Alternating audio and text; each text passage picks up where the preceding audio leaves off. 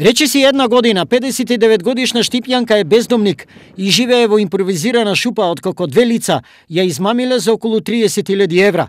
За приближно толку пари таа го продала својот стан во центарот на градот и парите ги дала на две лица кои ветиле дека со нив и со нивната заштеда ќе изградат куќа во која ќе живеат сите тројца.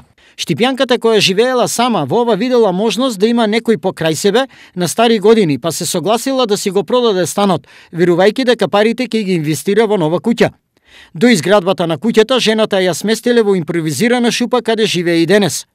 Откако изградбата на куќата никако да се случи, Штипјанката се обидела во неколку наврати да разговара со наводните коинвеститори, но тие ниту еднаш не одговориле на низините повици, ниту пак таа успеала да оствари личен контакт со нив. На крај, случајот го пријавила во полиција. Според информации на телевизија Стар, со двете лица кои се посочени како измамници, веќе се извршени разговори во полицијата, но повеќе детали не се соопштуваат. Од полицијата информираат дека се работи на документирање и расчистување на случајот.